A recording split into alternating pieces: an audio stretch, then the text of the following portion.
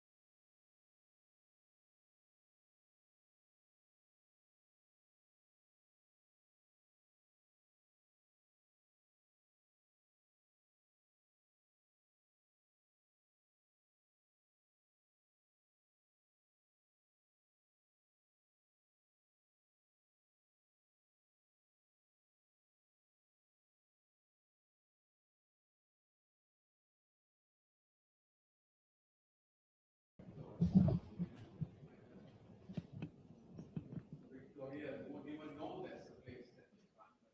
They said, we must celebrate a success. So what do? They call one of the opium vendors and say, hey, Mr. Chia, any Chia's here? Any Chia here? You go there, you can see. Hey, we want to celebrate birthday.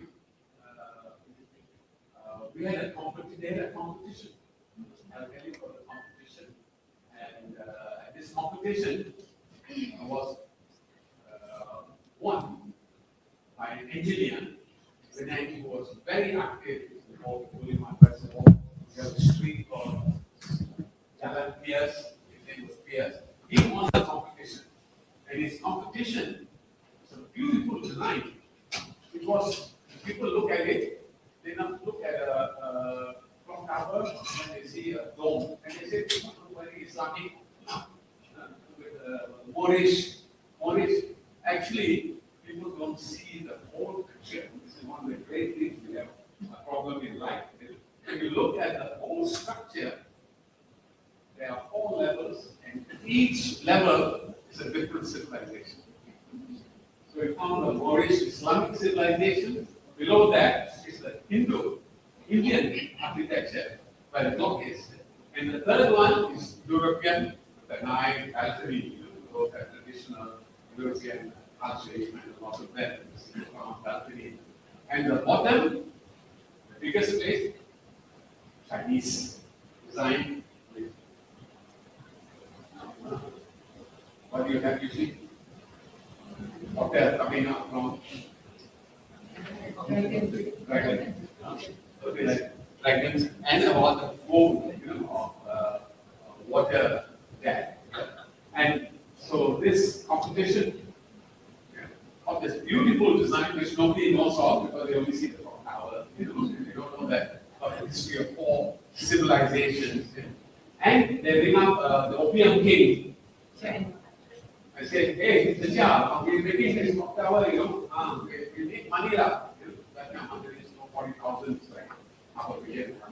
And then we put your name on it. So you look at it, and you find. So one of the greatest things that Dr. Lien-Teh did when he first came, and look at the kind of courage he applied. And what did the Caucasians and the British government do? Because he started there, he had a little clinic here, and he took the clinic from a European lane, the British government, influence of the Chinese opium market, raided his clinic, and this will interest Tansi Zul. And they asked him to open his medicine box, and inside that, there was some opium. And opium was used medically as this. And they fined him in court, huge fine, for having opium, selling opium without a license. Just to shame him. Can you imagine? Yeah, could not imagine that any better, Dato Sri. Thank you very much. That's sure. Yeah, Dato Sri. Thank you so much. Thank you. Okay. A very good afternoon, ladies and gentlemen, and to our friends and colleagues online. Welcome to the 2026 Dr. Lien-Teh 10 Public Annual Public Lecture and the 5th Dr. Lien-Teh Award for Leadership in Public Health. Today, I will be your MC and also moderator for the event. My name is Ho Chi Ping from the Dr. Lien-Teh, and I work as a Secretary General. In March 2022, we established the Dr. Lien-Teh for Leadership in Public Health Award to recognize the exemplary leaders and their outstanding contribution in the field of public health. Their passion and determination in making difference for mankind. Their fighting spirit is extremely infectious, and their achievement continue to inspire others. The recipient will be invited to deliver the NIM annual public lecture for the year. The inaugural recipient was Tan Sri Dato Sri Dr. Nohisham bin Abdullah, Director General of Health in Times in 2022, followed by Professor Tan Sri Dr. Jamila Mahmud, Executive Director and Professor of Global Health, Sunway Center for Planetary Health in 2023. Subsequently, we had the honor of having Professor Dr. Adiba Kamaruzzaman from the Monash University, Malaysia, in 2024 as the recipient. And last year, we had an international recipient, Professor Dr. Chong Nansan, Director of Guangzhou Laboratory in 2025. And this year, we know the very outstanding recipient is our Tan Sri Dato Dr. Zulkifli Abdul Razak, Emeritus Professor from University Science Malaysia, as our recipient for the 5th Dr. Lien-Teh Award for Leadership in Public Health. Without further ado, I would like to welcome Dato Sri Anwar Fazal for the welcoming remark and the officiation of today's ceremony.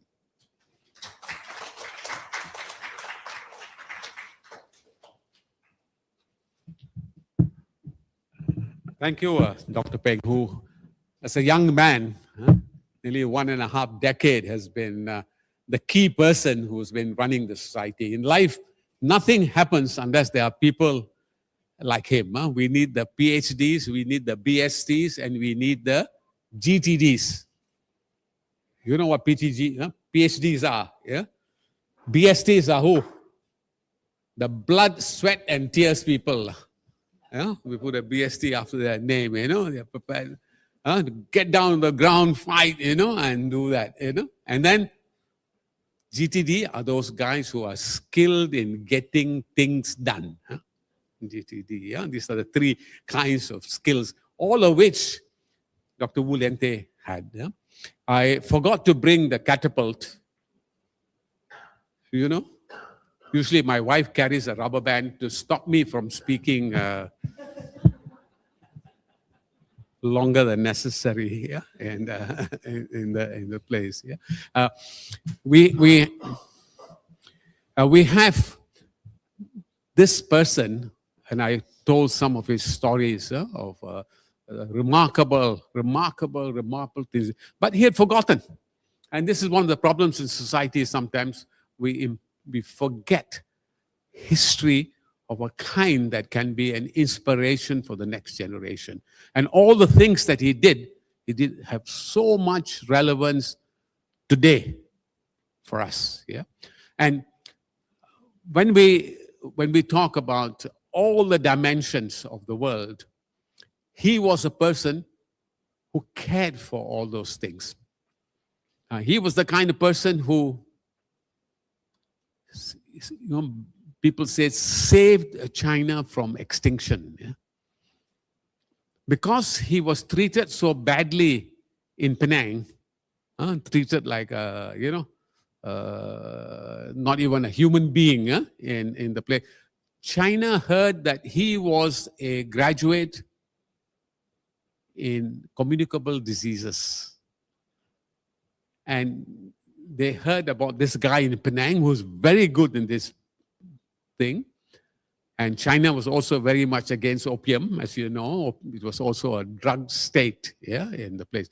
I mean, they moved from opium later to pharmaceuticals, and then they had new kinds of drugging available, which we will talk about a little bit later. Yeah, but the people were dying from a communicable disease. A German doctor had diagnosed it as the bubonic plague.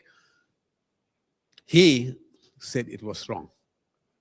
When he went there, he told them that it was the pneumonic plague, and that it was taken through the air. And what did he do? He told the government of China, the emperor, that the bodies must all be burnt. And they said, cannot. In the Chinese culture, can you imagine 100 years ago, burning a body is sending it to hell. Sending it to hell. Unthinkable. Yeah. But he wrote to the emperor, if you don't do that, China is finished. And the rate at which this disease was going was like, going to capture. Every month, he's going to take one third, and that will be the end. And the emperor then allowed him to arrange for cremation of all the bodies. And interestingly, cremation now is the standard within China, and sometimes this kind of very, very transformational things happen. These kind of people who have intellect, who have courage, who get things done and prepared to stand up, who are very quiet, gentle. If you meet them, you don't know that they are an academic and activist. Yeah? For today's lecture, we have such a person. Person who, as a student, was an activist and ends up as the vice chancellor of the university. You wonder why do they get these troublemakers to rise up later and run the whole university? And the university is going to be chaos. But they were bringing in a whole new culture of justice, of caring, in a new kind of way. And my own meeting with Tan Sri Zul was when he was a young person, and he already at that time as a young faculty member was fighting about poison, about poisoning. They had a poison center and they were doing work in exposing pharmaceuticals, industries that were doing so much damage. And he got an award called the Ole Hansen Award. And Ole Hansen was a medical doctor who again stood up as one of the biggest pharmaceutical companies in the world that got shut down later. Ciba Geigy. We had a book published in Penang, inside Ciba Geigy. The company was saying, where is this book published? Penang, where is Penang? How come, the biggest multinational corporation of pharmaceuticals was being attacked in a full book about what they were doing to the world in this place called Penang? That's a unique thing about Penang, and that's why we have this also think tank to continue that kind of spirit. And Tan Sri Zul was one of those kinds of persons who fought to make sure that there was justice. And when he moved up, he created a whole new culture because University of Science Malaysia was also very different because of the Vice Chancellor, who was a geographer, who happened to be my teacher. And when he came here, he said, Anwar, I've been asked to be the Vice Chancellor.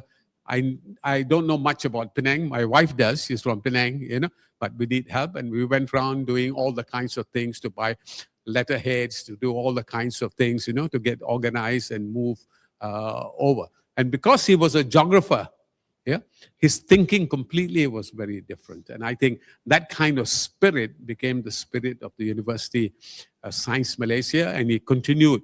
Tan Sri Zul took it to the International Islamic University, and he had the honor, of the one and only Malaysian to head the International Association of Universities, which is linked to UNESCO.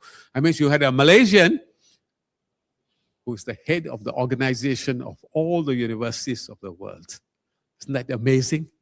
Please welcome Tan Sri Zul to share his thoughts.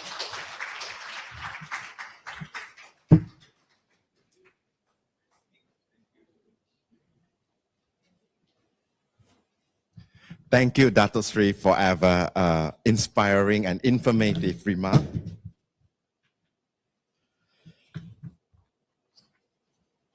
Now, we will proceed to the simple award ceremony. Before this, allow me to actually introduce our speaker and the recipient of the award today. He is known than others, Emeritus Professor Tan Sri Dato Dr. Zulkifli Abdul Razak. He is a distinguished Malaysian academic, pharmacologist, and global leader in public health, higher education, and sustainable development. He has held key leadership roles, including Rector of the International Islamic University Malaysia, Vice Chancellor of University Science Malaysia, and Al-Bukhari International University, as well as he was also a chairman of the board of directors of University Science Islam Malaysia and is distinguished fellow of an inaugural chair of the Islamic leadership. Internationally, he has served as the 14th president of the International Association of University, becoming the first and only Malaysian to hold the post. He is widely recognized for his pioneering contribution to public health, particularly in rational drug use, poison control, and community health education. As the founding director of the National Poison Center at University Science Malaysia, he established a nationally and regionally influenced Center for Poison Information, Prevention and Control, while advancing border initiatives in chemical safety, tobacco control, and safe medication practice. Through sustainable public engagement and outreach, he significantly strengthened health literacy and preventive health awareness across diverse communities. Professor Tan Sri Zulkifli has contributed extensively at global level through his work with the World Health Organization, including service at the Expert Advisory Panel on Drug Policy and Management, the WHO Scientific Committee on Tobacco Product Regulation, and the WHO Committee on Essential Medicine. He is also lead the WHO Collaborating Center for Drug Information for the Western Pacific region and advised multiple countries across Africa, Asia, and the Pacific. How proud are we? His collaboration with international organizations have further advanced equitable access to safe, effective, and affordable medicine worldwide. His contribution have been well recognized through numerous awards, including the Ola Hansen Award as its pioneering Malaysian recipient for advocacy in rational use of medicine. He has also received the Global Leadership Scholar Award, the Gilbert Medal, Tokoh Academic Negara, and the Order of Rising Sun from Japan. Now, this is our turn to actually recognize this international rising star, or in fact, already a very bright star, for the Lien-Teh Award for Leadership in Public Health 2026. We recognize him for his leadership, visionary leadership in public health, integrating scientific excellence in ethical stewardship through his pioneering work with poison control, rational drug use, and global health policy. His lifelong dedication to advancing community health and significantly continue to inspire transformative changes locally and internationally. Now, we would like to invite Dato Sri Dr. Anwar Fazal to present the medal and also the certificate to Emeritus Professor Tan Sri Dato Sri Dr. Zulkifli Abdul Razak.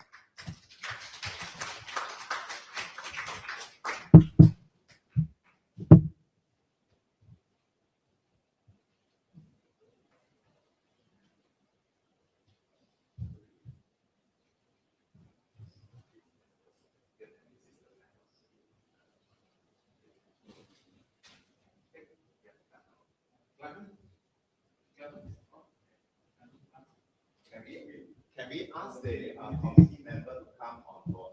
Yes, come on stage.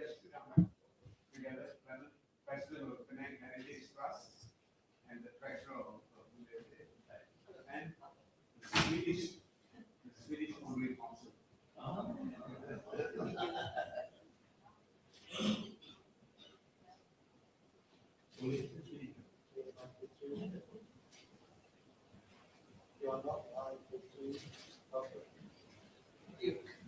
Thanks so much.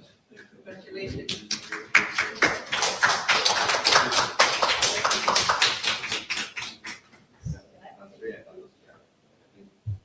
take a group photo from here.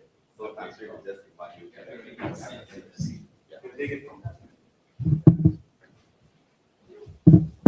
Take a group photo from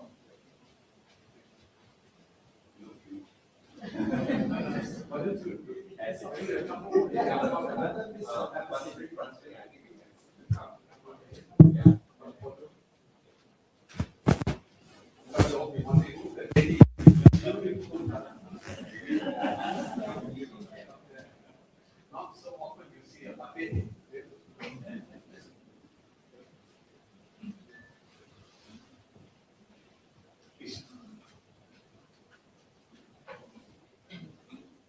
One, two, three. Okay. just 1, 2, 3.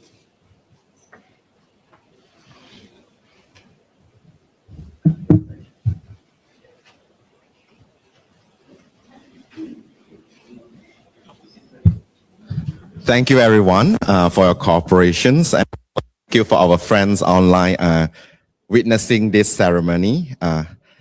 So, without further ado, I would like to invite our speaker for the 10th Dr. Lien-Teh Annual Public Lecture today, who is Emeritus Professor Tan Sri Dato Dr. Zulkifli Abdul Razak, who will share with us on stepwise approach towards sustainable public healthcare.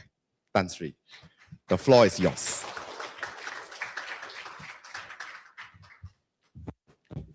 This is going to be the advancing.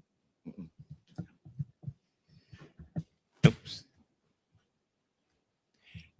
Thank you very much. A greeting of peace. Assalamualaikum and salam sejahtera. Let me first of all begin by thanking all of you for being here on a Saturday afternoon. Saturday afternoon is a day that we normally enjoy ourselves with the family, but you are here to listen to what I hope is something which is worthwhile. I would feel very, very humbled by this award and also the invitation, because when I read the biography of Dr. Wu, I don't think I belong to that kind of people, you know. But yet, there's many things that he has said and done resonates with what we are trying to do, at least in an attempt to bring about a better change in society. I'd like to first of all thank Dr. Sri Anwar Faisal, who is actually quote-unquote a teacher of mine way back in 1971. I entered the university, but I didn't know that I'm going to go into the community as the quote-unquote what we call the multi-university, which is bigger than any of this conventional university. And I had myself an experience of getting educated outside the university rather than inside the university. There's another story to tell as far as how relevant our university today in the change that we are trying to arrive at. I've chose this topic, a stepwise approach towards sustainable public health care, because I think this is where the crossroad is at the moment in time. I'm not a medical doctor. I'm not an activist the way Anwar described it. I was just looking for things that can be made worthwhile as far as a student is concerned at that particular time. University of Science Malaysia was the second oldest university.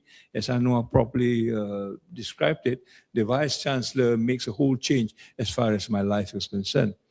He brought in ideas that was not heard of as far as Malaysia is concerned. We had the first school of social sciences. We have the first school of humanities. The word humanities and social sciences wasn't there in the 70s. Yeah? We had the first school of pharmacy. We had an integrated curriculum for medicine. We have the first school in computer sciences, the first school in mathematics, the first school in physical sciences. Many of the first that he brought in. That brings me a question. How can this guy be so innovative in making things different?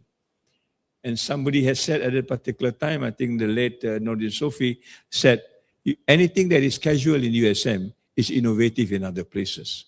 Those are the kind of words that ring in my head and say, how can I just be another ordinary student when I jump into pharmacy, didn't know what pharmacy is all about. And so as I was relating to some of the persons here, came out in this paper that says we will be getting a new set of farmers, spelled with PHA, MERS. That's how much we know about pharmacists. Some people say we'll be palmistry. I'll be reading your palms and say how lucky you are, you know. And we jump into this school because it sounds interesting. Pharmacies sound interesting. There was no pharmacy then, except maybe for Boone Pharmacy. The rest are not well known. Yeah, but I later discover that the pharmaceutical industry is one of the most corrupted industry that I've got myself into. Here you are looking to make a change, but I'm trapped in this big thing. And that's where Anwar and the late SM Idris came into my life to save me, right? I suddenly found that I'm not in a place that I wanted to be, but yet I cannot get out. What else do we need to do? We need to make some changes. And that changes are the one that actually shapes my mind today and still not finished as far as making it happen in the society today. So when, I forgot my slides now. So I want to talk about this stepwise thing because this is the only thing that I can substantially tell you what we have done in action rather than just theoretical. It is done in the past few years when we were met with COVID and we do not know what else to do. So we experimented with a lot of things, and this is one of the success stories that I thought I can share with you in the context of public health. Yeah? I'll bring in the word sejahtera. The word sejahtera is a very indigenous word that I think relates very closely to what Dr. Wu is saying. The many things that I've learned from him by reading his biography, The Little Ones, he's a human person first. He's a doctor second, all right? And here in our university, we are doctor first and human second. Sometimes we don't even make the human cards. We remain as a doctor, as an engineer, as a politician, as whatever. The humanity somehow is lost. So he is the person first rather than the doctor. And that's why China picks him up. Malaysia at that particular time probably do not realize him. Yeah? He is very indigenous in thinking. In other words, he doesn't import ideas just because it comes from the West or from a person who actually they didn't know. And the face mask is one of the classical example. Okay, he is very interested in the majority rather than the minority.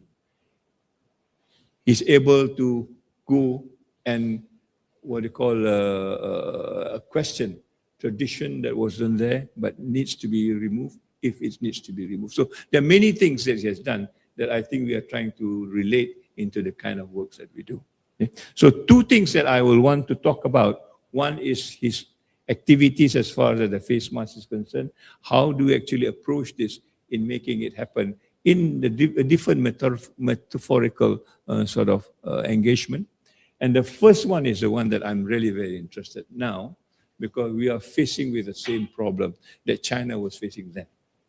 We may not realize it, but I will show to you how important the first one to be acted upon as far as I'm concerned. So I want to start off with this very big picture that we are into a different life now called the Anthropocene. Before this, which is called the Holocene. Holocene maybe about 12,000 years ago, where everything was done in such a way that we are beginning to build our own civilization. The civilization that we get today was because of the Holocene condition that we are able to construct, create, and make things happen, right? But since last couple of years, we are being labeled into what they call the Anthropocene age. The Anthropocene age is where the age we start to disengage or disassemble the civilization that we built. And I think this is a major contrast. So when we talk about change today, we are talking about the anti-Anthropocene age. So that we keep on building civilization, we keep on making things and creating things for the better rather than trying to deassemble it the way we are trying to do it, whether we like it or not. It's not just about changing the ecosystem, but it's changing the whole system as it were. And this whole system is the one that is difficult to change because our mindset has been fixed on this, at least from the educational point of view, and how do you get across? And this is where the little experiment that we do somehow or other tells us there is a way. We want to do it, but it has to be done in earnest as such. Public health, I think there are many definitions of it, but this is just to demonstrate there are many branches of public health. Yeah, and sometimes they are working in silos, and the silo part is the one that I think becomes a bigger problem as far as they're concerned moving forward. We need to go into what we call the whole system approach. In other words, changing everything into something which is new, fitting into the future, rather than trying to drag whatever that was left behind into the future that now is not happening. So the silos is one of the bigger issues that I want to address, right? Before we go into the whole system.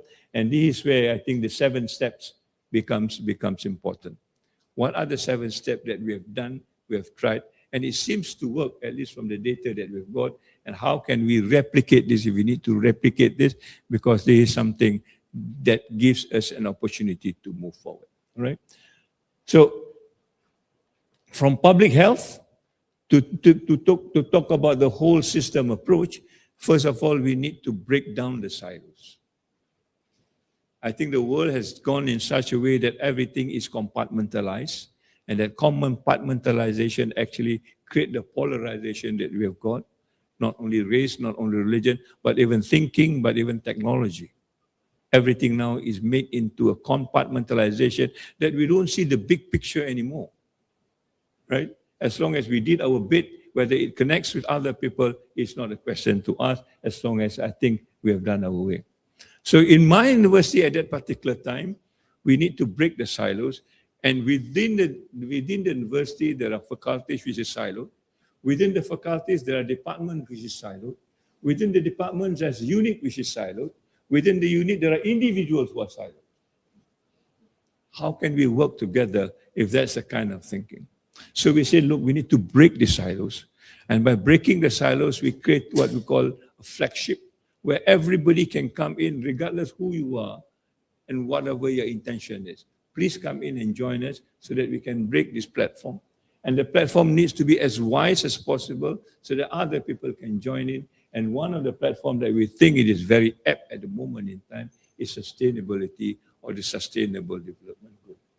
In this university that I went in, when I talked about sustainable development, they were already raising objection. They say, this is an Islamic university, we do not want this secular concept to come in. The first silo that I met, right? So I say, what's wrong with this? Do you know what SDG is all about? They say, we don't want to know because it is not something to do with us. I say, let me say this. The first SDG, the first goal is no poverty. Is this Islamic or non-Islamic? Answer is very obvious. The second one is no malnutrition. It is Islamic or non-Islamic? The third one is about healthcare, well-being. It is Islamic or non-Islamic? And I went to the whole 17. There's nothing about Islamic or non-Islamic. It's all about human person. And there's the kind of silos that we see today in our education system. And that's why sustainable development is not a big deal as far as education is concerned compared to the 4th Industrial Revolution, for example, compared to AI, compared to ChatGPT. Yeah? Nobody asks whether ChatGPT is Islamic or non-Islamic. But everybody jumps into ChatGPT. There's something wrong with that. So we have now created one platform that everybody in the university can join in, regardless of who you are or what you are. But we want to just listen to you so that we can get a bigger picture of where we are. So building the silos within the campus becomes an arduous sort of a venture. Unless this is done, then there is no way we can go to the community. Because we ourselves are not connected. We ourselves are disconnected. We ourselves are still debating where we want to go, almost like what is happening now in Tehran. What is this war all about? Yeah, this is what we. So the moment we get this flagship, suddenly we are landed with 29 flagships that answers to the question of what the community can gain from the university. and then we moved to the community. And the community brought in their wisdom into the university. University has got a lot of knowledge, but very little wisdom. The wisdom still remains in the community, and that's why the community is very, very important to me, right?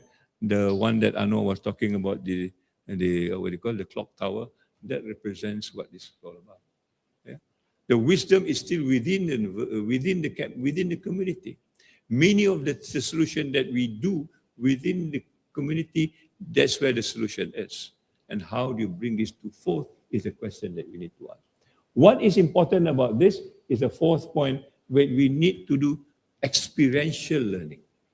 Sitting in the classroom in a theater style like this, listening to one old man speaking is not education. Yeah? At the end of the day, you can say, this is what he said. How to get this done, I do not know. So this is when I say there's a wisdom in the university, in the community, because we got to go down to the community and experience what they have experienced and begin to be attached to it. Then you find out where the solutions are, and this is the kind of experience that we got. So, and this is where also the values are caught. You can never teach values. You can do this till cow come home, and the values will still not stick until you experience these values and know that it works. Then it becomes part and parcel of you, becomes your lifestyle, and becomes your commitment, even to the extent, right? So what we are talking about is we're talking about learning in action. This is where the school has not got it.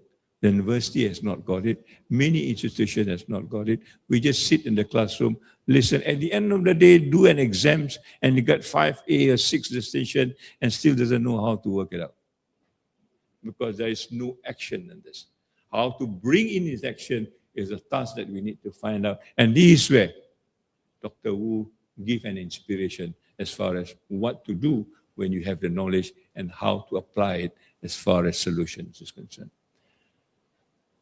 Not just anything that to do, but it has to be indigenous. Again, my inspiration is from that. We have now forgo our indigenous knowledge because we think this is not, quote unquote, relevant to the modern, quote unquote, world. All right? We think this is not relevant because it is not spoken in their language. Right? Sejahtera is not a word that we are used to, because we are more used to the word well-being, wellness, happiness, but not sejahtera per se. But yet sejahtera has got its own gems and means a lot more than just the simple word of happiness and so on and so forth, which I will go into it. So how do you indigenize? How do you recognize other values, other culture, other civilization that is sometimes long before we come into where we are? Yeah? I was just quoting, the Chinese have got 5,000 years of civilization, the Indian another 5,000 of civilization, the Persian another 5,000 of civilization, Islamic 1,000 of civilization, added up is over 16,000 years of civilization. American is just celebrating its 250 years this year.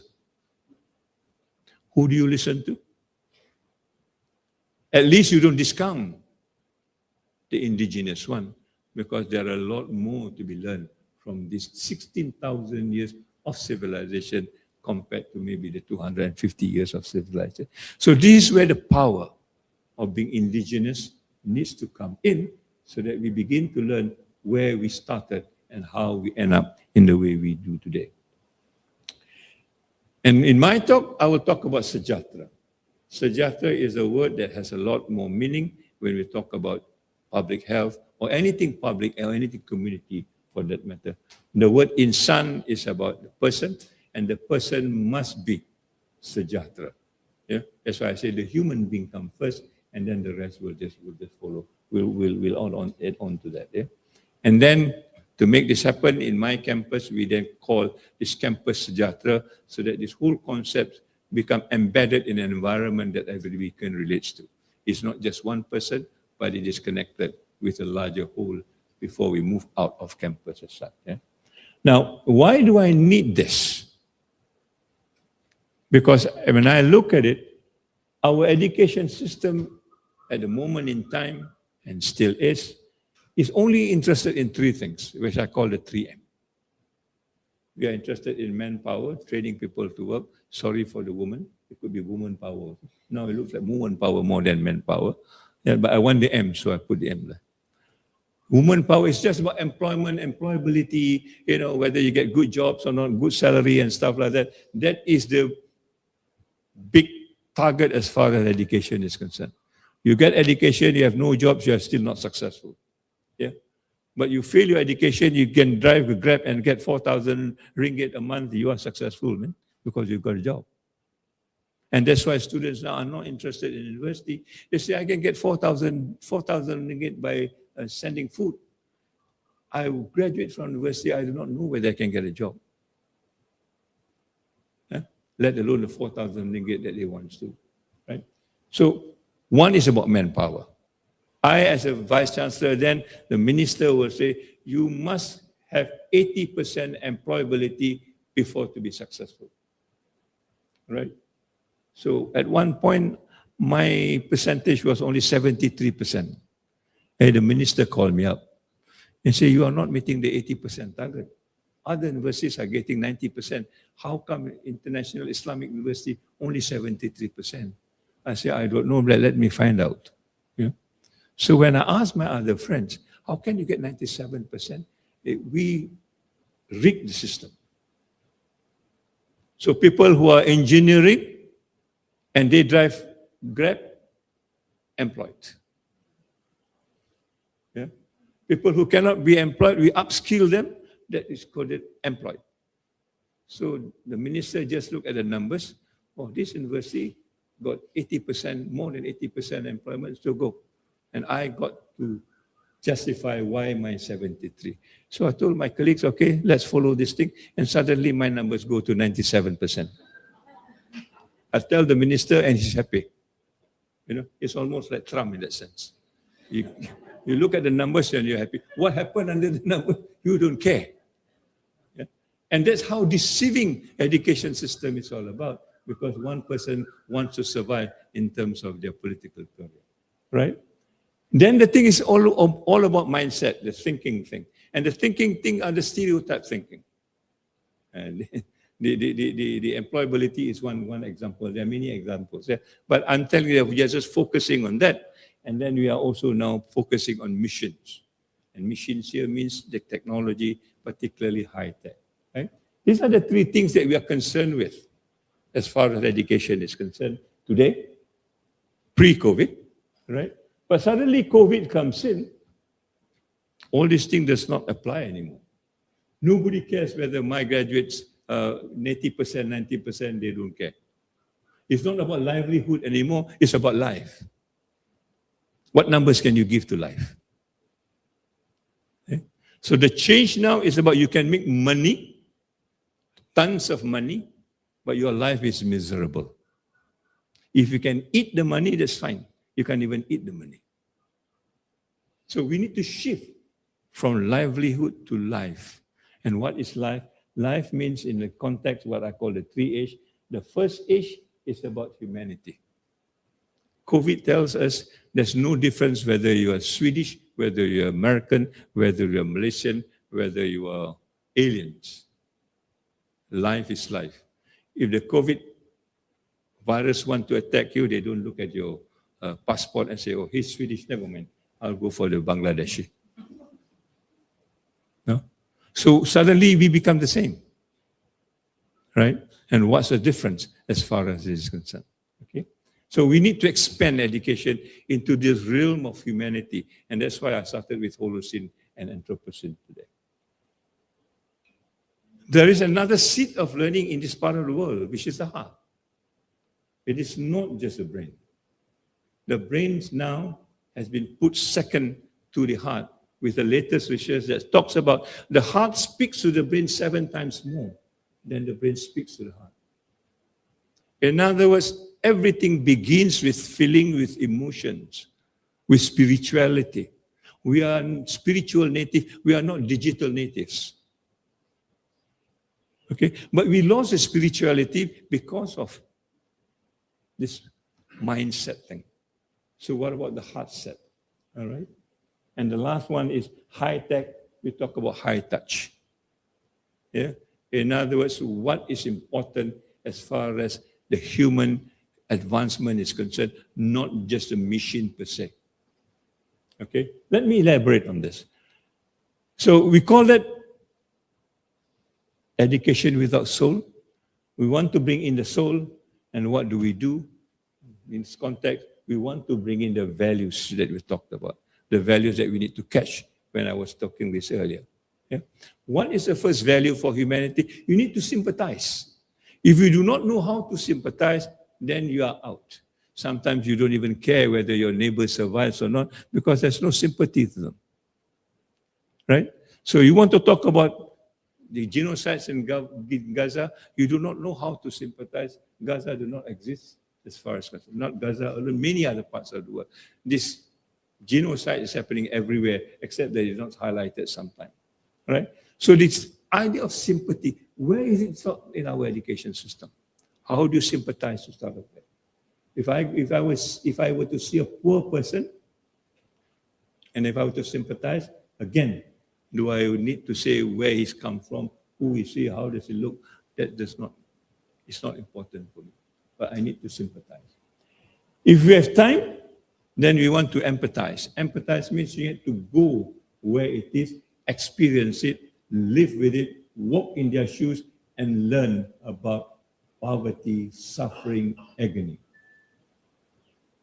Then it sticks with you because you have gone through this process and find it is so difficult. Puasa is meant to do that, but we have now sometimes take puasa as more than, just makan saja. So empathy is where you need to walk out of your room and go and solve the problem. It doesn't really matter who and what, because you are committed to that particular cause. Yeah, it doesn't matter where and how, you need to go out and do it. Yeah? And the last one is, of course, compassion. Compassion is almost unqualified thing. Yeah? You see a beggar, you give them the money, you don't find out and say, who are you from, where you are, and all these interviews to part with the RM1. So many questions, right? These are the soul that we want to bring back as far as education. And how do you do that? You need to change the landscape. This toxicity that I talked about in the university needs to be removed. And how do you remove it? Again, by changing this whole system. And the whole system that I can remember is to look at nature again. Look at the bees. They work together, they produce honey, right? And everybody benefited from that honey. Okay? And there's no fighting between the worker bees and the soldier bees and whatever it is. That is nature. Nature is about kindness. Nature is about working together. Nature is about benefiting together. But we are not practicing that in our lifestyle, as it were. So how do you detox this? And this is where I bring in the word humanizing education. To be a human first, and to learn about all the things that the human being must do to safeguard their own environment, to safeguard the planet, to safeguard whatever it is. Then only we can arrive at a meaningful life, regardless of what livelihood is all about. And this will hopefully the future.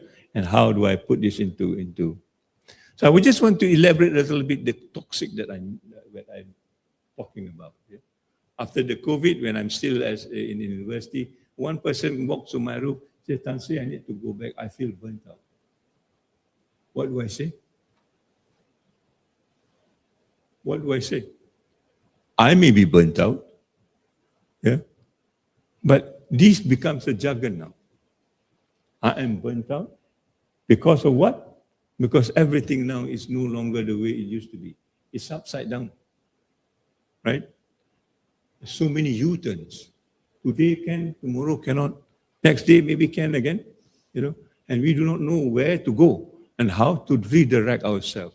And that is one of the reasons why we are mentally fatigued, why we are mentally not resilient as far as that is concerned. In any case, we are not taught about this in school.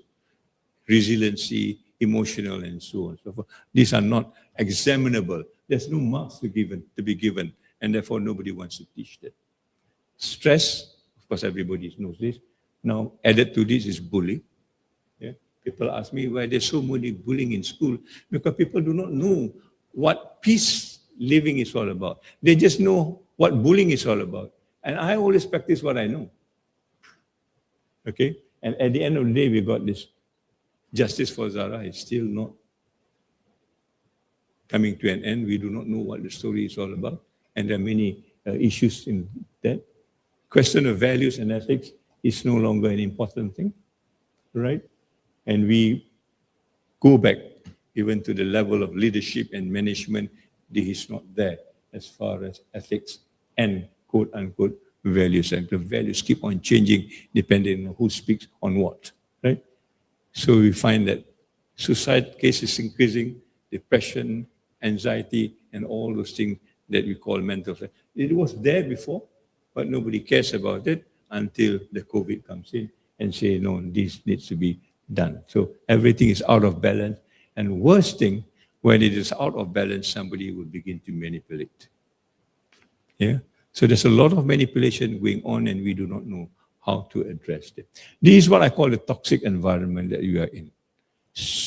Think about it, reflect on it. We are all in this sort of stage of the world. Yeah? There are toxic in the persons within you. I will not elaborate on that, but all of us are experiencing this. This is another one, competitive school environment making what we call teenagers depressed. Go to school to get depression, you might as well not go to school. You can get depression better somewhere else, right? And what is wrong with the school is a question that I need to ask. So when we come back to this, what are the changes that we need to make? We talk about being human first, all right? And for that, we need a roadmap. And that roadmap is about coexistence. And that coexistence is not about a static coexistence. It is about an active coexistence.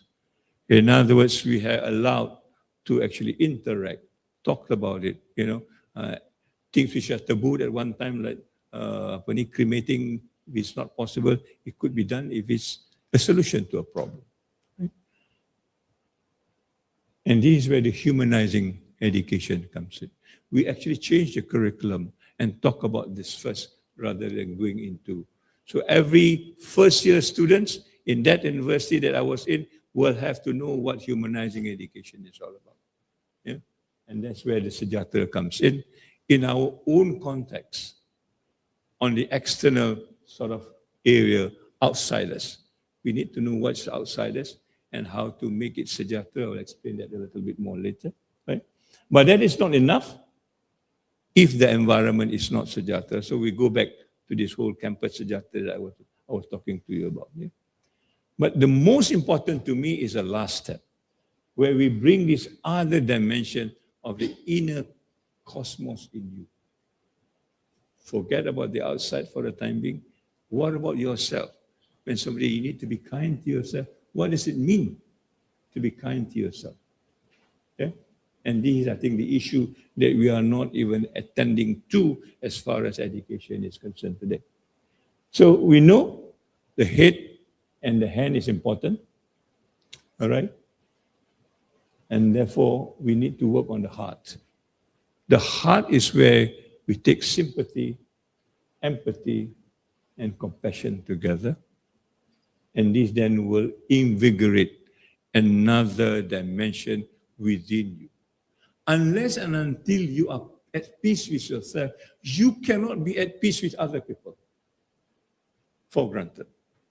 Yeah? You can't even take care of yourself. How can I take care of students that depends on me?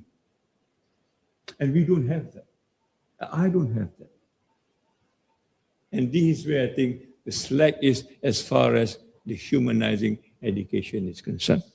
And we then now try to relate.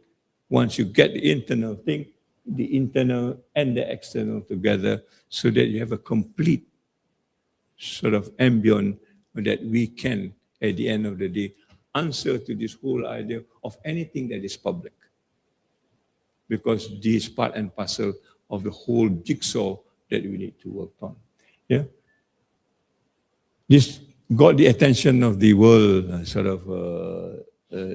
news, yeah, and is now being broadcasted. It's now been taken by UNESCO. Now it's taken by United Nations University to revise what a university look like in the context of what we call the community. In other words, the university and the community act as one, no more a separation between the two, which is an old concept, which is not a new concept, but we have lost it under the quote-unquote modernization of education, as it were. During the Holocene, the university always sits on the community. Yeah? The university is more important than the community. All right? So everybody wants to go to the university, the community will be left alone sometime without everybody attending to it. You want to detox it? We talk of system change, but somebody talks about regime change. You can change the regime. If the system is still there, it will still not work. All right? So how do you get into this system change is a question that I'm asking myself, and you need to do a few things. One is to bring the 3H into the main domain of the university. So in other words, in our case, every student that come into the university, they must go to the community, find out the problem, and try to solve the problem. That's first semester. Second semester, make a presentation how successful you are in that particular mission of solving the problem. And we are very grateful. 80% of them are successful. Why? Because like I said, the wisdom is in the community. They are able to tap on not just a textbook that they read from somewhere else. One student make a remark on this. Tan Sri, before we do this, I used to learn about poverty in the library, air condition. The book tells me there's 5 factors of poverty. When I go down to the ground, I saw there's no 5 factors at all. Because the textbook is written by somebody else for some other purposes. Yet, we are able to discover the real factor in the community and we are able to rectify it. This is a word that really awards me very well. I become a knowledge producer. Even the lecturers are not a knowledge producer because the lecturers are still reading textbook, not going to the ground. Right? And I will show you later on what the success is all about. So the community becomes important. The university is also important, but the university and the community now must work together. And hence the word community. People in the community will now come into the university, and people in the university will go to the community. This is the multi-university that we talked about. There's no more barriers, there's no more gates, there's no more all this separation that we are so used to, so that we become a world-class university. What is a world-class university? If it doesn't contribute to the community as such. Yeah? The whole system begin to change, all right? And that is where sejahtera becomes understood in part and parcel of the network, and hopefully this will be the future. Just to show you the kind of interest that we have done, yeah, it is done in practice, not just theoretically, right? I've got some videos here just to. Can you click on the? Can you click on that? Just to let you know that we have. Oh, sorry. Click on the link. Not this one. Can you go back?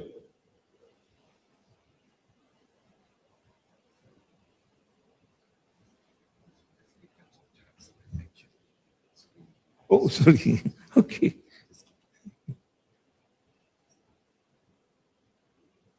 Really? Or we can skip it. Yes. That's what the community is all about. We've got 5 components, right? That redefines what the university is for the future. Okay.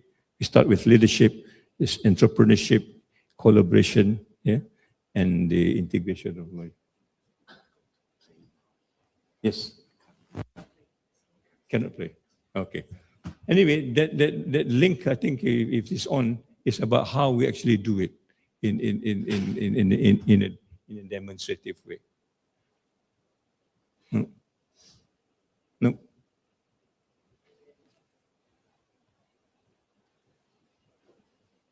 Okay, just let me then summarize what we have done. From year 2000, where the COVID comes in, when we start to revise this, from the year 2024, 4 years later, this is what we have done. The number of students involved is 8,000 students involved. Now the last statistic is more than 15,000 students on the ground. No longer sitting in the lecture halls, and playing with their gadgets. On the ground. Yeah. Instructors are very few, 280, because none of them are trained in this. But yet they volunteer to learn, just like the students. Yeah. Number of projects that have been executed is 400 then, now it's more than 600. All right. Locally engaged is just not just around the university anymore, it is nationwide. Now it's going also abroad from the university world news that we talked about. People are picking on this and trying to change their own university. Individuals involved, individuals impacted, the beneficiaries, more than 6,000 at that time. Now I'm told more than 10,000. And now there's a problem that occurred yesterday is now being rectified by the student and university without involving other people. Just these two components is enough to work on what it is all about. Yeah? And the awards that we receive, this is just to show that people are recognizing it. At the end of the day, what we are trying to say is basically we need to change the whole structure of the university, moving away from the 3 M's into the 3 H's. Yeah? Okay, that is one way of introducing stepwise as far as public is concerned. This is the more important thing that I have. We have not done anything about it. Just give me about 10 minutes to work on it. Dr. Wu talks about the anti-opium thing, as Anwar has mentioned. I was involved in this when I was a student in the 70s. Has been 50 years now, but the drug of abuse problem in Malaysia is still there. Right? With a new addition now is that vape. It's a new addition where I don't have the time to look at it. Yeah? What is vape? Vape was introduced as an alternative to smoking. Right? The drug, the tobacco companies say, well, we are also not into smoking. Use vape, you'll be okay because there'll be no fumes and so on and so many other issues. All right? So we bought into this, right? But now look at this. These are just random. Yeah? Vape is even worse than tobacco because now vape has got this flavor thing. Nicotine is still there. You can cook it and so on and so forth and do whatever you want with it. For youngsters, this is something which is very, very important. Yeah? Already when it's tobacco at the time, they will add in many things so that they can get better high or whatever it is. Here you can literally cook. And where did you do the cooking? Sometime in the schools, because in schools now we can bring vape. I'll talk about that a little bit more, right? Vape now is a new opium, as far as I'm concerned, and it is still with us. And what happened then and what happened now, I think will make not much a difference. It is a drug of colonization. Yeah? If you read that properly on the first one, UK, it says track imported opium. Is it? Cannot read very well. A traded opium, right? And then brought it into China to poison the Chinese. Okay, there you are. Was used in China. Opium is not that bad anyway. Morphine comes from opium. If you do it well, you'll be okay. I went to Machu Picchu in Peru. Before you can climb, they give you LSD so that you don't lose your balance. And the real LSD, I don't get hooked to it. Right? Chinese use opium in that particular sense. British smuggled into China and sold it as recreational drugs. Doesn't matter you've got disease or not, you used it for the high. And that's what vape is now. Vape now is a recreational drug as far as Malaysia is concerned, right? 12 million Chinese, okay, and suddenly become addicts. And these are the pictures that I used to see. Yeah, in the den, they're all smoking. And these are the posters. You're fighting this tiger and you're losing. Okay? There is a lesson that we need to learn from what Dr. Wu has gone through, and our lessons now is quite different. We have got 7,500 premises that sell vape openly. Yeah, we've got so many workers, 31. I should have produced workers for this. University produced workers to sell vape. I probably got 80% or more. As far as the industry is concerned, electronic cigarette, which is vape also, from 2.2 billion in 2019 to 3.5 billion in 2023. And this is just another random cigarette. The record says that many of them are students as early as the age of 13, and they are using vape that contains other drugs of abuse. Like I say, they're cooking it, okay? Whatever they like as far as. And now they also have flavored. They have made a research that the Malays will like this flavor, the Chinese will like this flavor, the Indian will like this flavor. They make it in such a way that we get hooked on it easy. Yeah? More worrying, according to this statement, we can do this online.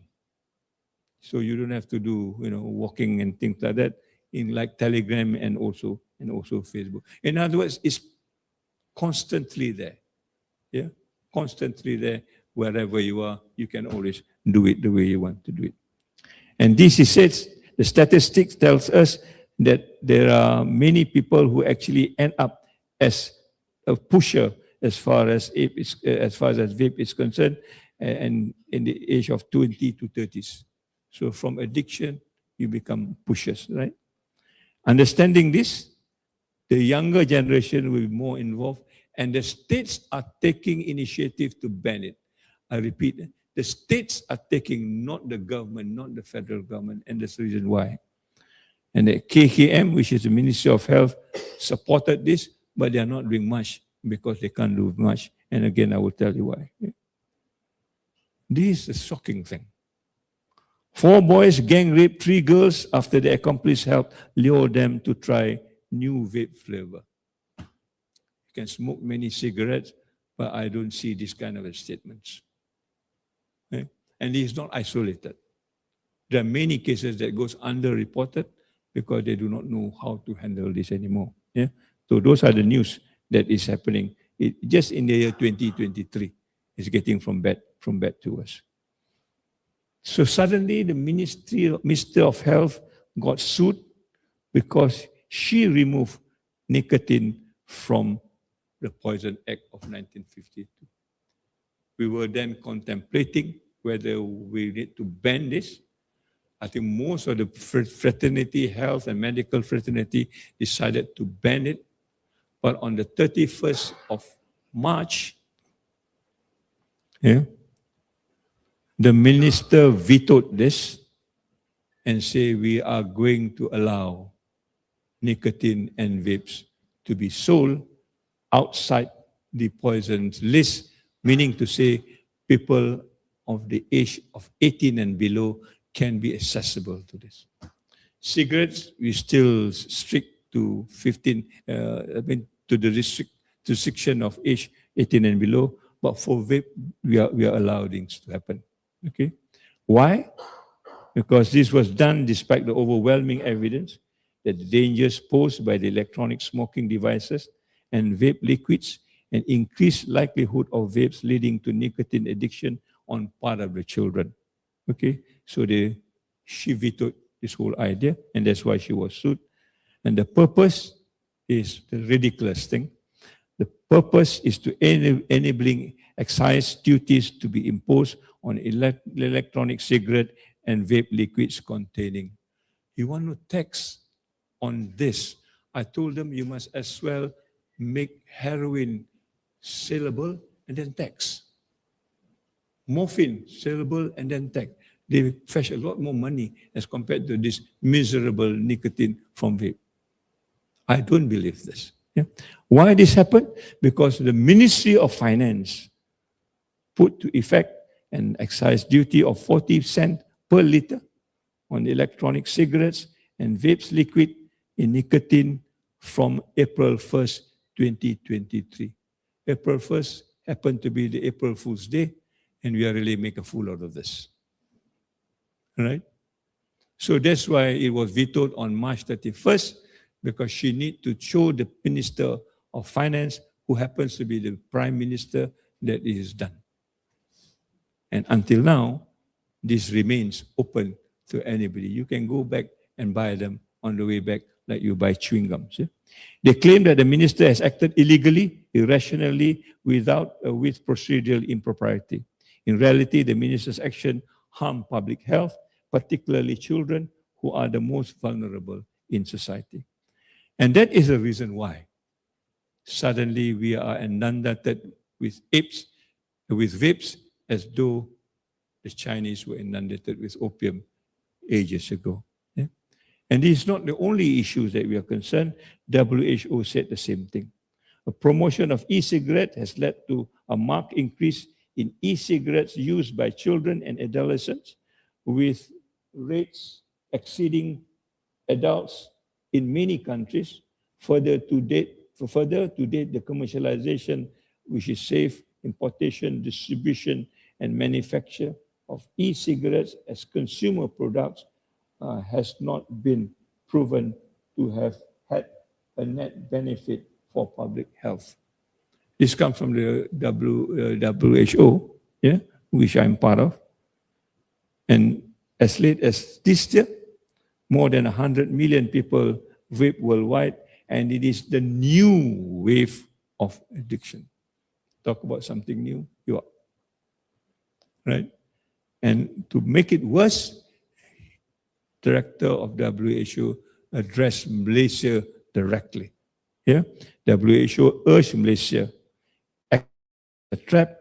It is a trap, meaning kids are being recruited at an early age of 10, 11, 12 to do vaping and e-cigarette because they think that it is cool, because it comes in different colors, different flavor, and so on.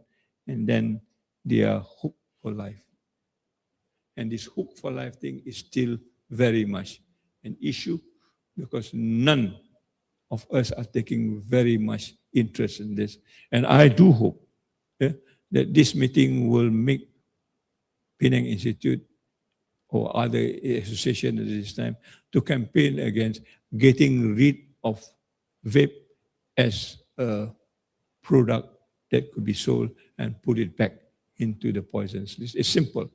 Bagi saya, if the minister can veto and take it out from the poisons list, the minister can put it back. After all, she, at that particular time, claimed that it's within her mandate. The current minister, Dr. Zulkifli, is a toxicologist. The previous one, I think, is a public health person. He's a toxicologist. He should know this better. But he's not making any move to remove vape from. So at the end of the day, this could be the next drug of colonialism. It could be the downfall of not only our future generation, but the country as a whole. So I'm urging, if at all there is action to be taken after this talk, it could be this: let's start the anti-vape campaign in real times, saving the students again. We have a lot of experience in this. Like tobacco, for example, we started a club in the schools. Despite this, the school takes the initiative to inform their own students. The students become the peer group pressure to get this street out of the school as such. Right? So, ladies and gentlemen, brothers and sisters, that is all that I can share with you. A very small experience, but with a colossal sort of hope that we will do something for the future of the next generation to come over issues which is not mundane, but could be existential as far as our future is concerned. So thank you very much. If there's any question that you want to ask, if there's time, we will try and answer them. Assalamu alaikum, greeting of peace, and thank you very much.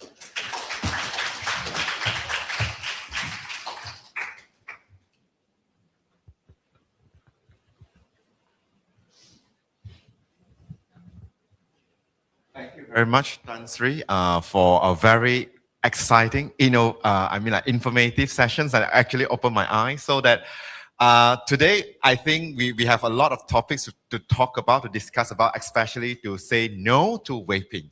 So it's a high time for us to actually put this together and actually urge the government, urge Ministry of Health to actually do something serious.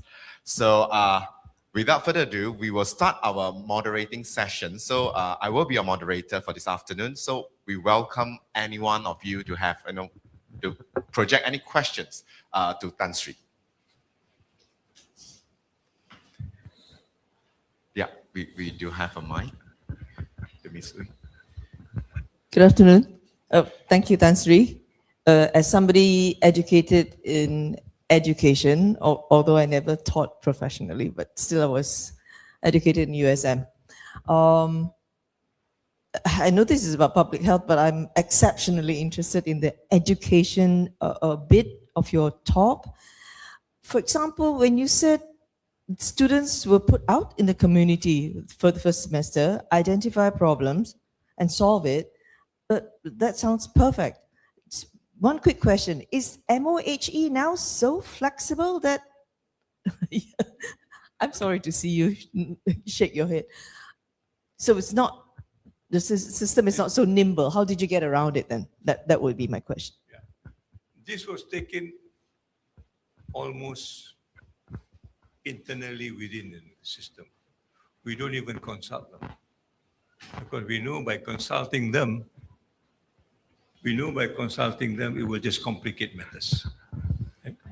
So the students, after hearing this, they want to try it out because they feel the classroom is boring. This kind of an arrangement is not a 21st century education. Right? They know that very well. They want to do more.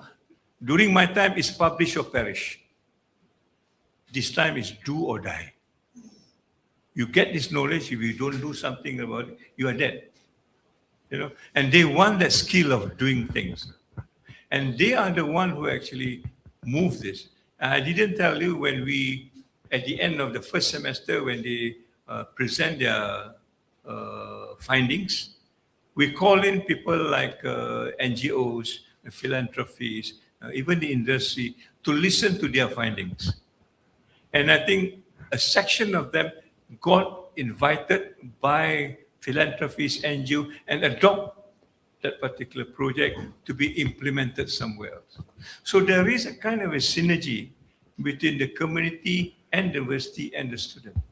That this is not another academic exercise. You solve one problem and that's it. That problem will be taken on by the next group of students. So there is a longitudinal life as far as solution is concerned. The ministry has got a program called Sulam. Sulam is just an academic thing. I give you 2 credits for this. You do this, you get your 2 credits. That's it. Your program is finished.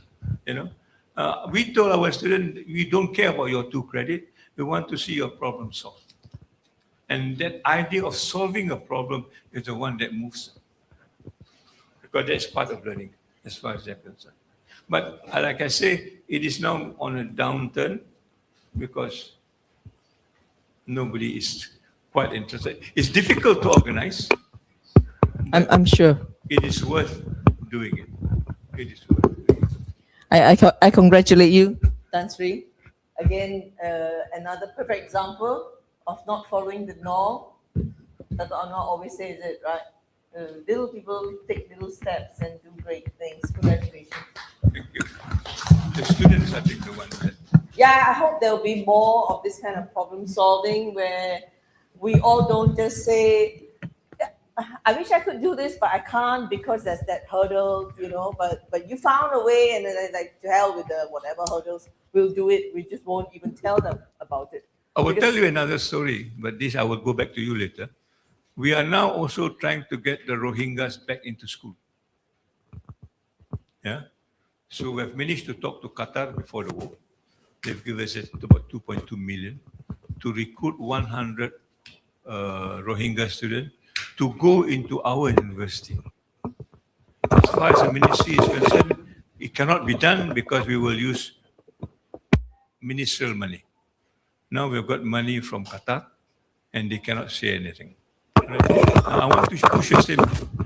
If Sweden can recognize this program, you know, and work with the university, and then the ministry will say, oh, there is now some mileage for us because Sweden is taking interest. I mean, we work on that way. I was telling the interviewer just now, for Malaysia to be recognized, the international world must recognize us first, and then they come. Yeah? One good example, one of my researchers created a typhoid kit. Now we can diagnose, for her time, they can diagnose kit in 5 days. It used to be months, I think. Yeah?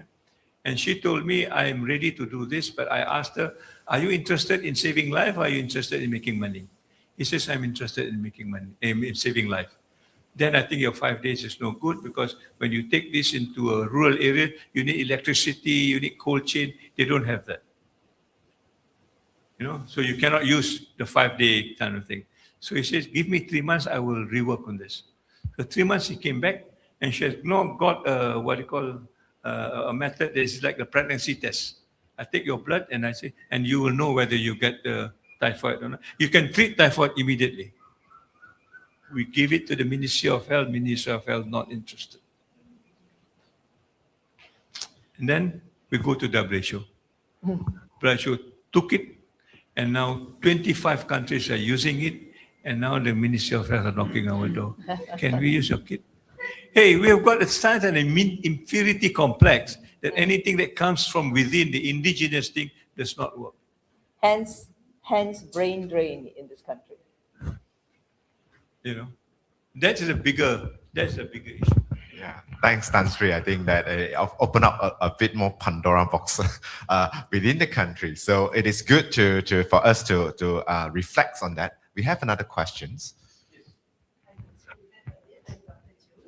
I've been very impressed by the amount of great work you did, especially in decolonizing education system within your university, which is commendable. I actually just took a photo and sent it to one of my professors in University of Queensland, which is my university base, because we are trying to do that within community.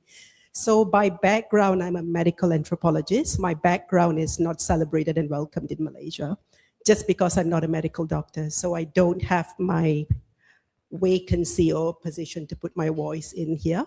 I've been asked by the Ministry of Health to assist them as a medical anthropologist, but then I negotiate this system where medical doctors still think they have the agency, which is led by Western biomedicine, and not putting the agencies within the community and allowing the community to be their own agents of change. And that's something I find really difficult. I work around stunting in Perak with local and also Orang Asli population at the moment, which is one of my mini programs with NMOH. And to see how intervention is always led by medical textbook. Yeah, not listening to community. And when community says something, there's a direct intervention to cut them off and not to listen to the root cause. How do we bring that change, number one? And how do you find a position in this country based on what Dr. Wu has did for people like me to put ourselves out? So, because there's a few of us having the same struggle as well. Transforming medicine in the era that we put community back into the center of the healthcare system. Thank you. I just want to relate another experience. A friend of mine from Canada came and visited Sabah. And somehow or other, he got some skin problems. You know, he went back to Canada and thought that the Canadian can get rid of it. After 2 months, he wrote to me, I've got this, skin lesion and stuff like that. Now they are doing biopsy on it, and I've got to wait for another 3 weeks before the biopsy start and so on. So, can you help me with this? So I say, send me the pictures, and I can try and find out what's the problem. Send me the picture. I showed it to the doctor. I say, oh, this is scabies, you know. So I told him, but the scabies, these are the prescription, and can you try and get it in Canada? And then he wrote me back a week later, the scabies is gone. You see, there are things that we can do ourselves, but we are not able to convince that we can be the problem solver. We need other people to help us. And there is a mindset that I think is difficult to do, the colonized mindset. And talk about colonized mindset, last year, Oxford has just approved 3.3 million pounds to decolonize their curriculum. Oxford, the colonizer, decolonizing their curriculum. We are still living in the colonized curriculum. I mean, what else can you say? Please. How do you think people's values changed over the last 20 years? And has this helped your work or hindered it? Again, what has changed? So in your people's values, you talked about changing from the M's to the H's. But a lot of things about transferring and making change depends on people's values, how they feel, what is driving their behaviours. And I'm wondering if you've noticed a shift in maybe people you work with, politicians. What is driving them? What are their main objectives? So the values maybe might have helped you achieve more or maybe achieve less. From the little that I know, when we work with the community, right? They already have got a set of solutions how to solve their problem, but it's just that we don't recognize them because they are not quote unquote first of all educated. We often call them uncivilized, you know. Secondly, if they don't talk our language. At the end of the day, we want a paper to be published in the first tier journal. Theirs will never get into that. So our interest and their interest, I think, is not the same. And to make it worse, also, they are scared of us. We come in to solve their problem, and they are just waiting for the solution. We don't even recognize their existence sometimes. You know, so these are the one that I was talking about, the humanizing education. How do you recognize that the other counterpart are just as human as we are, except that they may come from a different background? How do you relate this? And we should be doing it because we are the one that is extending the arms to them. You don't expect them to come to us because they know they will not be accepted.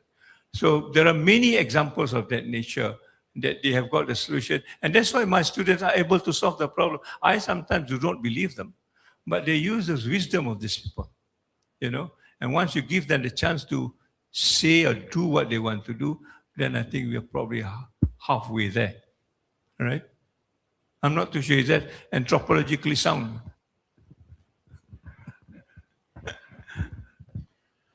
So there seems to be a bit of mismatch for the person who want to implement changes and those who will benefit from the changes. So I think over here we are talking about the different perceptions or the perspective that we start off. So Tan Sri, it's very interesting for you to talk about the toxic culture, the little toxic in every little one of us. So actually how this little one of us, a toxicity, that actually most of the time that actually hold us back in doing the right things, you know, for the community, for the global goods. For me, I think we do not know what is the right thing now. I think when I talk to my kids and my students, they do not know what is the right thing. What is the right thing now?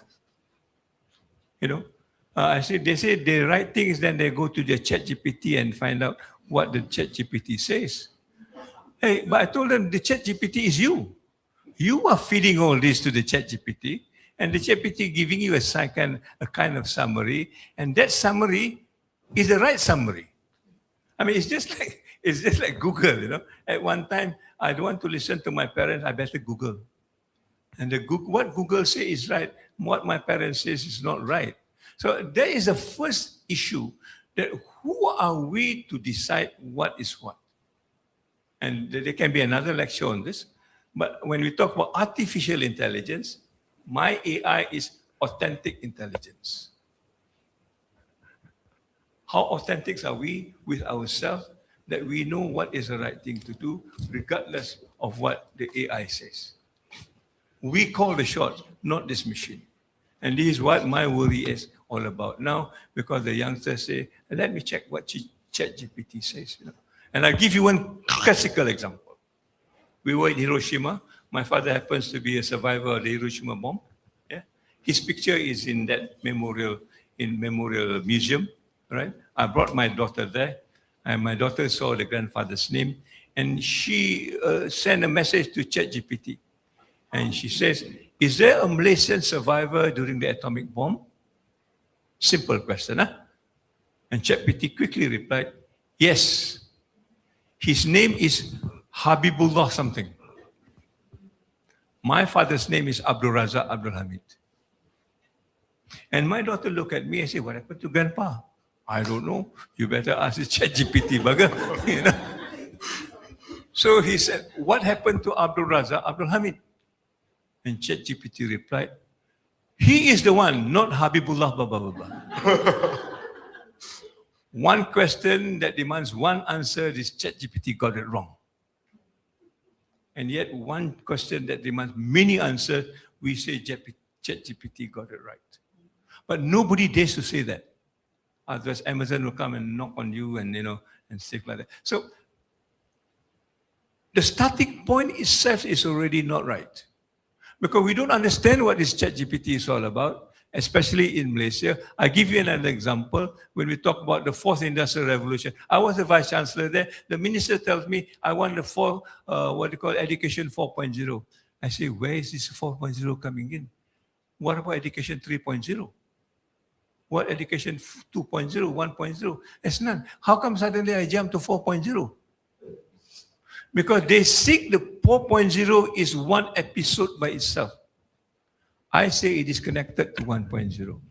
You don't have 1.0, you don't have 2.0, you don't have 3.0. You can never have 4.0. Example, 2.0 is electricity. 60% of Malaysia, there's no electricity. How can you get 4.0? But the politician think 4.0 stands on its own. Okay, we can work. And then you find the disparity becomes even wider. The one who can afford it got 4.0, and the one who cannot afford it still 1.0 or less. And then we say, well, we are now on 4.0, maybe three people out of the 3 million. This is the issue. This is the issue, understanding. And I talked to my German friend, hey, what is 4.0 to you?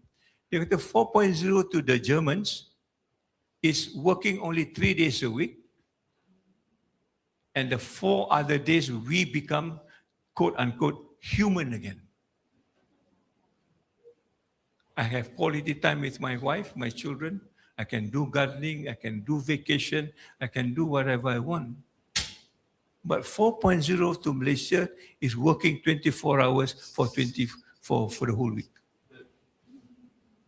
So we do not even get the concept right, and therefore we do not get the outcome right. And this is where I think your institute and the university needs to be very, very upfront. Oh, what is it they were talking? Now we're talking about Madani. How many of you understand this Madani? But nobody dares to say about this. At least when Trump says something useless, somebody say, hey, it is not right. But here, people dare not. Our Trump is even stronger than the American Trumps. So we are back to the basic of what education is all about. And I think we need to work together on this. Definitely, Tan Sri. So that I think that we should move forward for the 4.0 German style. For many of us, I will definitely opt for that. I will fight very hard for that. So Tan Sri, I think that you touch on a very interesting topics about AI and digitalization, because now the whole world is a trend. So digitalization is seems to be a solution for many things, including sustainable public health care. So where do you see that it could be improved to actually for its utilization to improve sustainability, and the implication try to really reduce the gap of the inequality, among community and people? I just gave a talk yesterday to a group of corporate leaders about ESG, environmental, social, and governance, right? And I think the ESG is an afterthought created by the industry to justify their existence. Okay, so this is another issue. We've got this word ESG now. Everybody now wants to implement ESG. Or else they don't make money. Yes. Yes. So a world apart between what sustainable development is all about and ESG is all about. All right? But we don't care. We don't care. We say this ESG, Dow Jones has got it, bankers want it, and we need to do. We need to put them, say that ESG is another quote unquote counterfeit idea of what greenwashing is all about. And nobody dares to do that. Only people in the academia dare to do that because they are not rich anyway. Nothing to lose. But somebody must say it out loud. The ESG is a counterproductive exercise for sustainability. Give you a simple example. Yeah, when you talk about governance is about making money as far as it is. Our governance is about making better people and better living. Different governance altogether. All right. So that is a fundamental issue. We talk about modal insan, human capital, all right? A new liberal concept that has nothing to do with human being. Okay?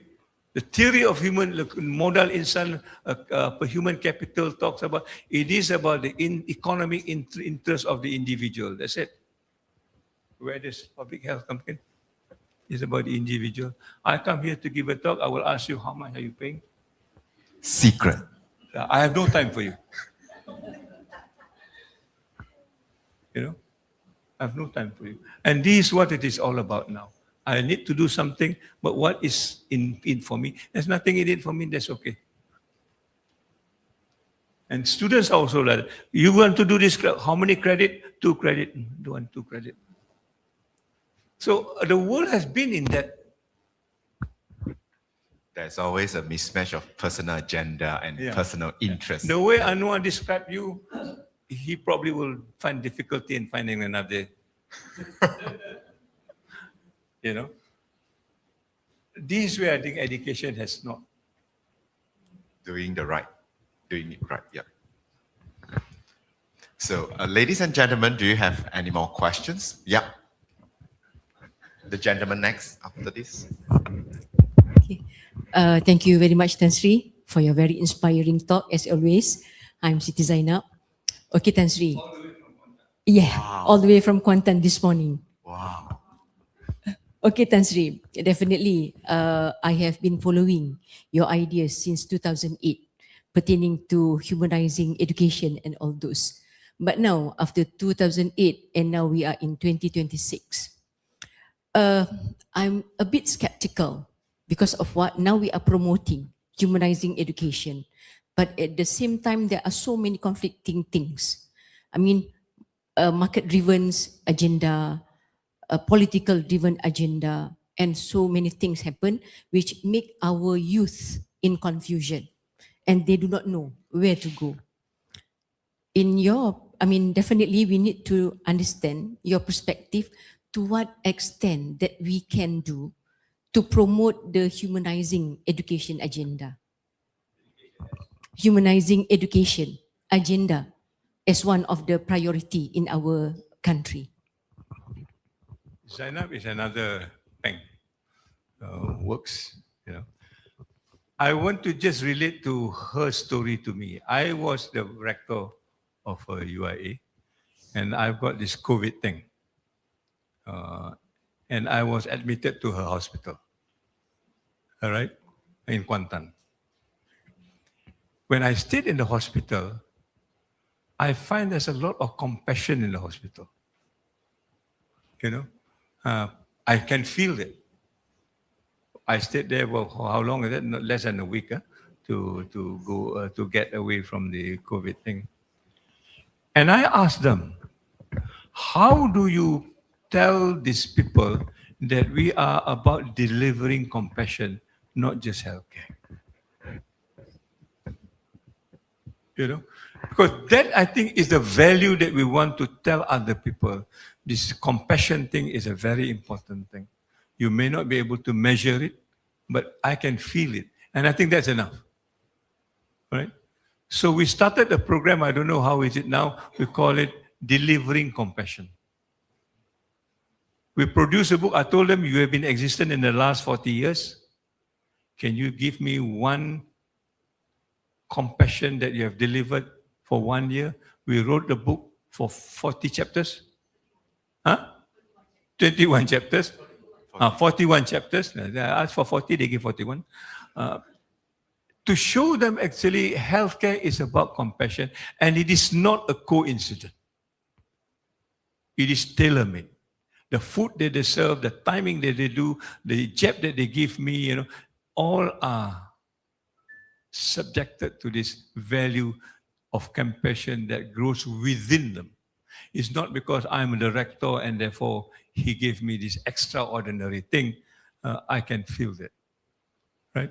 So it's all about understanding what we are into. We talk about humanizing education. The first question that I want to ask, which human are we talking about? The various way of, so we have got now a model of what a human being is all about. And that's where I think the authentic intelligence becomes important. That is the first part of the human person. There is this authenticity to you to be, I want to be kind. Every human being wants to be kind. But we've lost it somewhere because our kindness has been misinterpreted as something else. And it is not recognized as such. You know, I must have these numbers. If I don't have these numbers, you will not be recognized to be quote unquote that kind of a human person. So who will do that? We should be doing it. Because we are the leaders of education. Don't let a half-past-sick politician do it. Because they do not know what education is. Politics, they can do it fine. They are a master of politician. But for education, it is our role and our duty to tell them, hey, this is what it is, and pin it down. For sejahtera, now I've created a Wikipedia. You go to Wikipedia Bahasa Malaysia, this is sejahtera. Your sejahtera could be different. Mine sejahtera is this. So when I talk about sejahtera, this is what I meant. Nobody can change it. I write my rules. You don't write the rules for me. And we need to go to that extent. And that's where leadership is all about. You know, if people start pushing you around, then you are no longer a leader. Your leader is you stand for what you believe in and make sure it is committed to it. And I think that answer is where, for RIUM, what is humanizing education is what you think the philosophy of RIUM is all about. Orang lain masuk kata this is something else. No, this is what RIUM. Our constitution says so, the philosophy says so, and all the things. I'm not going to compromise on this. But Malaysia, being Malaysia, we are so polite. Tak apalah, tukar lah besok, never mind, you know. Then we move out of our way and we are done. When I talk about sustainable development in RIUM, when they don't believe it, and suddenly I found a write-up that says the second mission of the university was sustainable development. And they've forgotten all about it. You know? So these are the roles that I think we need to play in the leadership role and to take it very seriously if we mean business. If you want to compromise, then I think you have to pay a high price for it. Well said, Tan Sri. So did we have another question from this gentleman standing? Yeah. Hi. Hello. Hi, Tan Sri. My name is Liang-Eng. So I was very impressed by your idea of community university. And actually, I'm a programmer myself. I work on free software and artificial intelligence. And in fact, among these free software programmers, yeah.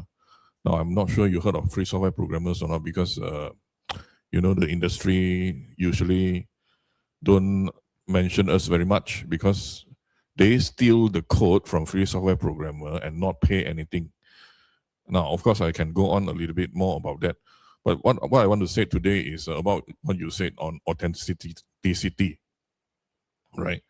Now, there was a huge issue that I believe it has been covered up by all the industry in the sense that, okay, now I'm going to try to explain the definition in just maybe 10 words of how you get authenticity of information. Okay, it goes like this. The hash of public key, tag JSON, hash string, okay? The hash of public key, tag JSON, hash string.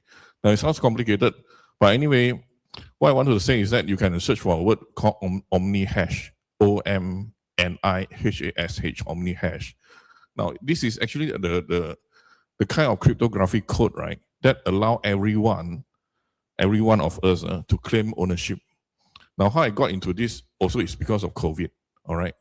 Now, anyway, what the reason why I wanted to, sort of echo this thing to you is because you talk about community. And I believe the free software community is the people and the platform. We actually have the technology to help you realize that.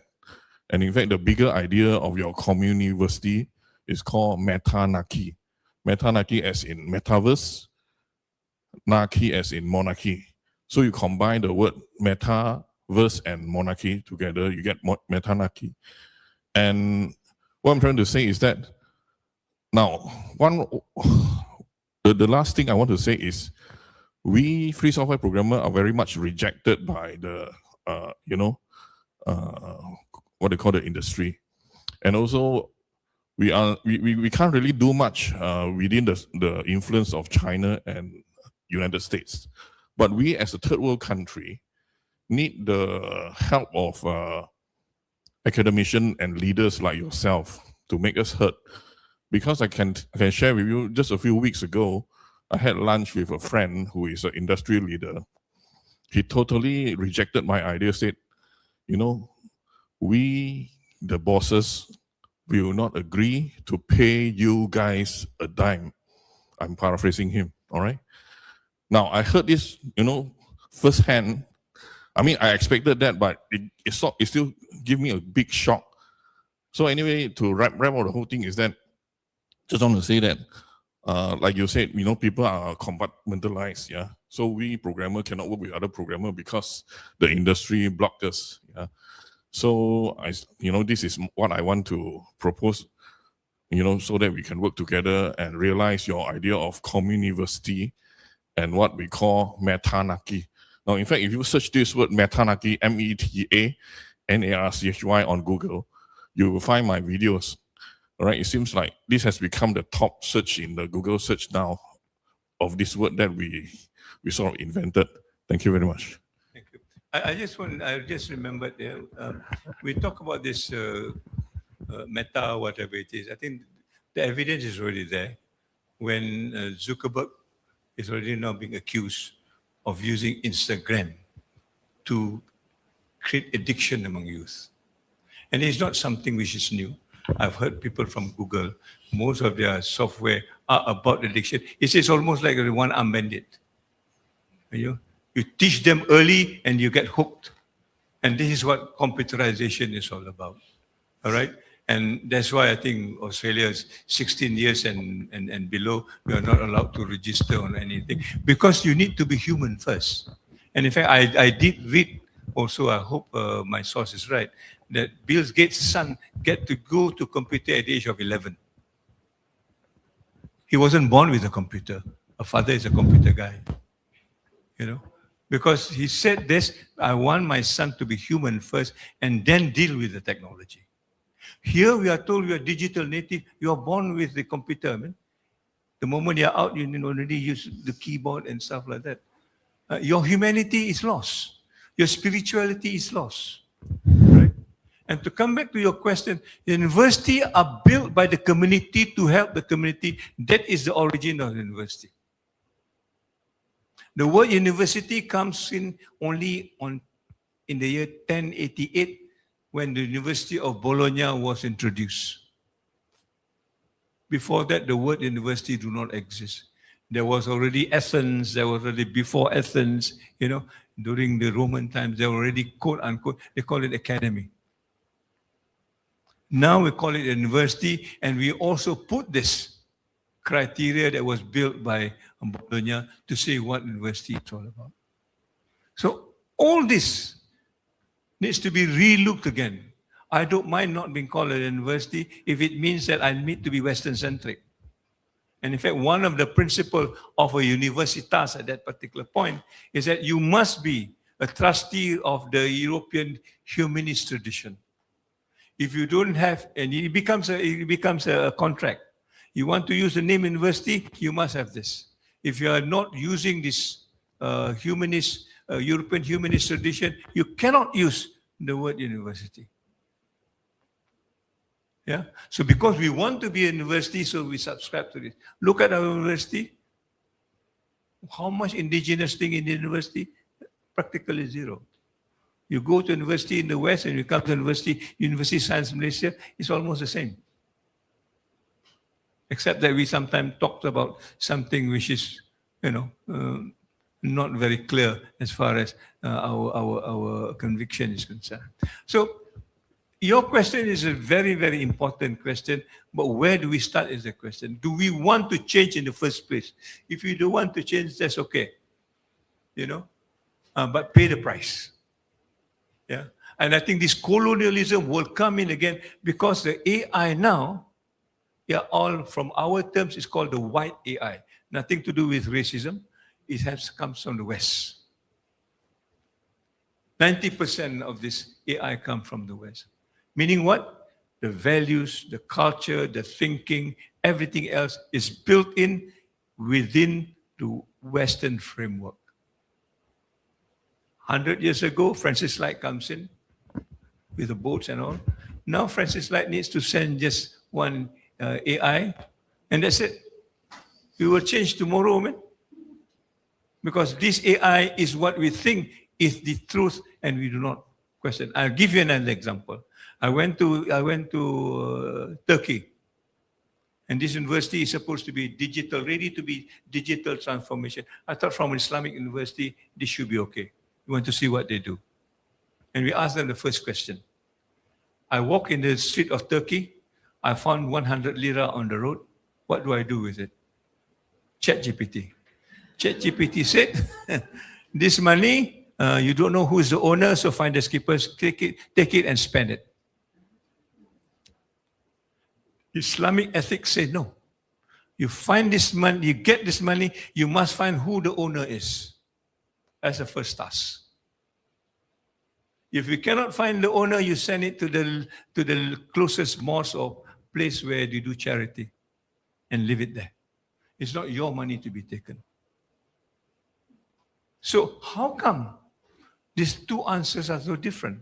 As a Muslim, I follow a different rule, but your ChatGPT overruled me because they are source of information. So comes to my younger sisters or my children who doesn't know the Islamic ethic, then ChatGPT wins.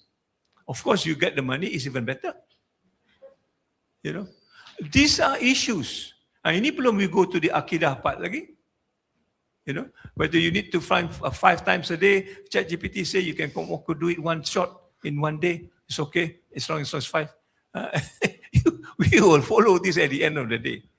This will be the issue of the future that we don't care because we think ChatGPT is a solution for tomorrow. I'll give you an example. Kalau ChatGPT boleh baca Quran, very good. Can do the prayer, very good. Can he be the imam? Yes.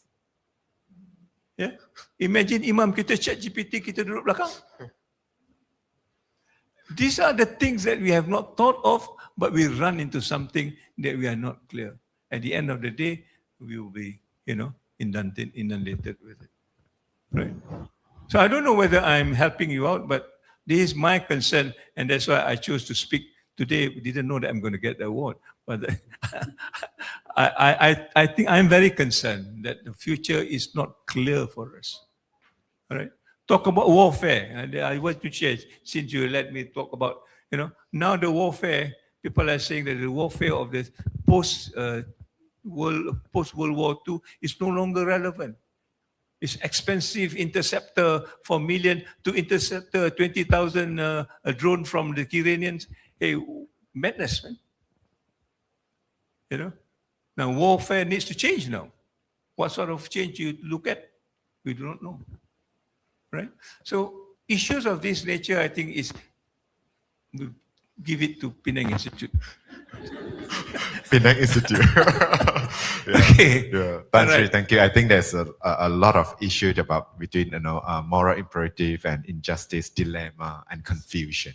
So in generations to come. So we will hope that more will join us online and actually see this video of yours and get inspired to be the young and finding more innovative solutions and targeting the right problems. Yeah, madam, I think Let me have the last word. Sure. I am like this because I'm in Penang.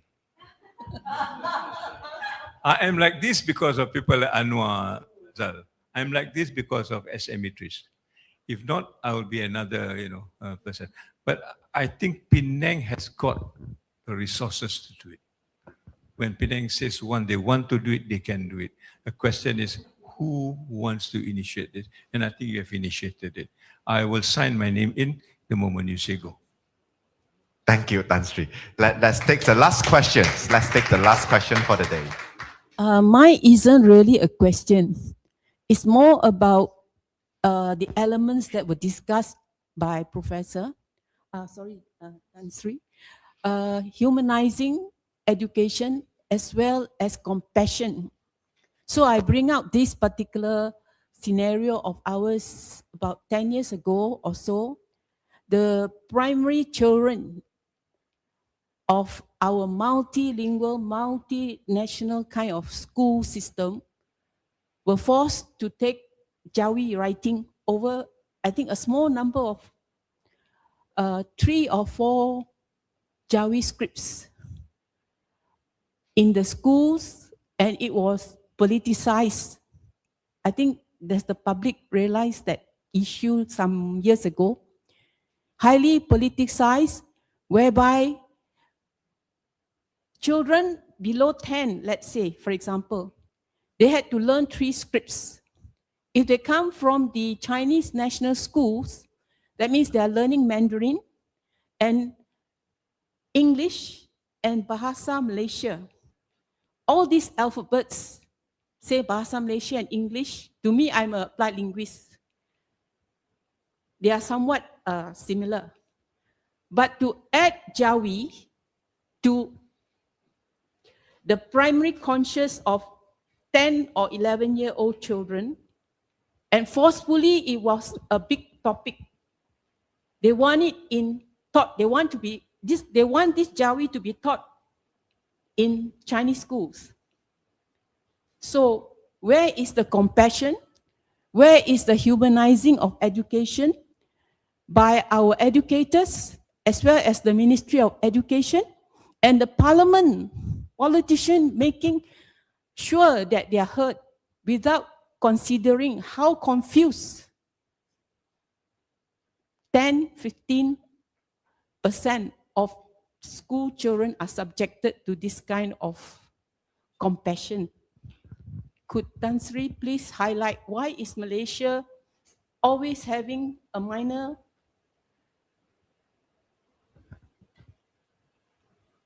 pedagogical issue being lent out to be devoured by politicians, and no education ministry or no university are bold enough to tell that it's no more about just the Jawi pages to be taught or the Jawi script. It's that we are confusing and also demoralizing children who are starting to cope with the scripts. I will start with a statement that our education is not education. You can call it anything, but it's not education. Because you don't get out of the system being enlightened. You know, there is a falsafah pendidikan kebangsaan. I will just read to you very quickly. It says that education is about lifelong, integrated, and holistic.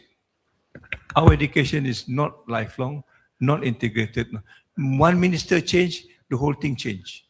Another minister comes in. I talked to my Finland friend. I say, how come you are always number top as far as education? They kata, our philosophy of education has not changed for 100 years. Minister can come and go, the system stays. In fact, one of the minister lost an election. He came back to be the Director General of Education. Hey, can you imagine that? A minister coming to be director. Why? Because he wants to complete his work. He knows what he's into. Second thing, the philosophy say we want to create a balanced and a balanced and harmonious human person. Any one of our students are balanced and harmonious? None. They were asked at the end of the day, do you have got a job or not? And balanced and harmonious in what says? It says intellectually, physically, spiritually, emotionally. We've got maybe intellectually, a little bit of physically, co-curriculum, nothing spiritually, nothing emotionally. It's proven already by the COVID. None of them are resilient. The toxic thing that I was talking about is that. Right?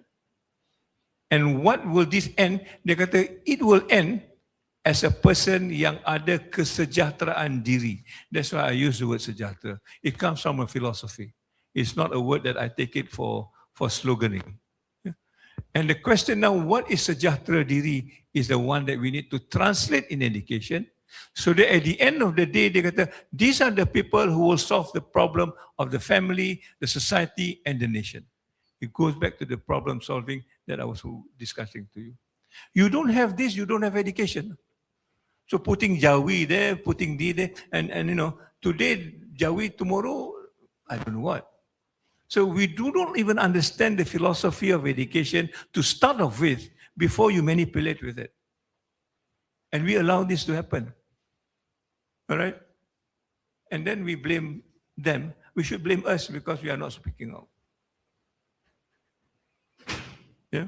So I would go headlong and say this education, type of education must stop. Let's go back to the real one. And then it doesn't matter whether the Chinese, Indian, Bangladesh, it doesn't matter because we are talking about the same human person. It doesn't mean the Bangladeshi is less human than we are. We are the same human person. And then all these clashes that you talk about does not happen. You know? So it's really starting from zero again when we talk about education as such. Back to square one, Tan Sri. Yes. That we have to recurate the whole system and agenda. Yeah. So Tan Sri, can we have the last questions, the last remark from one? Yeah. Tan Sri, thank you for a very enlightening talk today. Now coming back to about humanizing education, moving from 3M to 3H. Traditionally, the emphasis before ilmu is adab and akhlaq. If we emphasize that, a lot of the world's problem can be solved. I'd like to share a little encounter I had. One day I had to go to Butterworth Court and it was time for my prayers. And I couldn't pray in the court because it was already closed. So there's a little madrasa beside the court. So I went in there and asked, I said, can I use your place to pray? They said yes. I went to take my wudu. When I came back to pray, what they had done was cordon off the area, put the sajda for me there, and put a fan on. It's the thoughtfulness that the students were taught there that really touched me. And this is the quality we must inculcate in our education. And that's when we can have sejahtera. We have adab, akhlaq in a person. You know, rooted in your own knowledge systems, in your own environment, then we have a better world. What do you think, Dr.? I've got 5. I've got adab, akhlaq, Akidah, Akal, and Amanah. These are the part of the sejahtera that we want to be. Right. There's another hand. I think, gentlemen, yeah. So the last question for today. So. Professor Tan Sri, your main topic, I saw the title being about public health. And then sometimes we're going to education. When we come back to public health, do you think the current emphasis, what are your views and insights on the medical tourism, the past 10, 15 years? Do you think this emphasis could compromise our very good public health care system for the rakyat and all that? And what are your views and insights on this aspect? Thank you. Thank you. I would just want to quote Gandhi. Gandhi says, the number of hospitals is not a sign of health, but a sign of decay. I repeat, the number of hospitals is not a sign of health, but a sign of decay. What does it mean? It means if you are not educated in health, you will keep on growing hospital because you will surrender your healthcare to another person. Call the doctor or the pharmacist. What Gandhi means to say is that you must take care of your own health. You're responsible for your own health, and therefore you need to be educated about healthcare. Is vape good or not? If it's not good, then you decide. We don't need people to campaign and say this is not good, not good. We have come to that stage now because the problem is so chronic that we can't even talk about it. I would agree with you. Health is important. Our healthcare was good at one time, right? But now has been taken over for whatever reason, and we have lost it. Yeah. So we need to come back. All this issue that we talked about, as far as I'm concerned, is not that we have not experienced it. I, as a student, experienced it. When we talk about Chinese, Indian, during my time, most of my friends are non-Malays anyway. And we create racist joke, and we laugh together. You know, they call it Malay in each, we call Chinese in here, and then we laugh together. We are still friends. Now you just say something else, the social media will say, racism, 3R tak boleh. Yeah? For some people 3R is their livelihood. Yeah? Why? Because we were educated at a particular time, we are together. Nobody. In my university, my roommate is a Chinese. He's a best friend of mine. So much so that if I don't wake up for subuh, he will make me up. Hey Zul, you have not prayed, man. It can happen if you want it to happen. Yeah? But now, there is sometimes when I was the students want to say, I want to change room. I say, why? My roommate has got a small Buddha on his table. Hey, what's wrong, man? In other words, the education system has failed. Simple.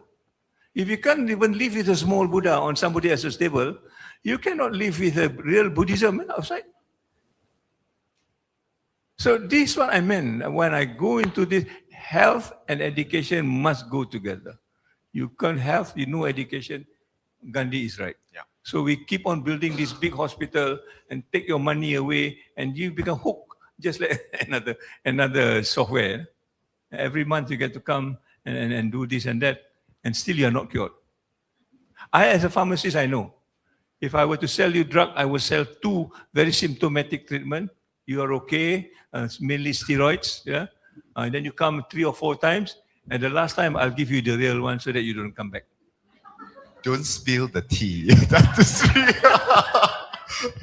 so there's no health without good education. So thank you very much to Tan Sri to share us with the lectures. And we are very fortunate today, this beautiful afternoon, to have him as our guest of honor. So thank you, Tan Sri. We now finish our Q&A sessions, and then we will follow by a closing remark from Dato Sri Anwar Fazal. Tan Sri, yeah. My apologies if I hurt anybody or, No. Slight you. Thank you. You speak our mind out. Yeah. Okay, thank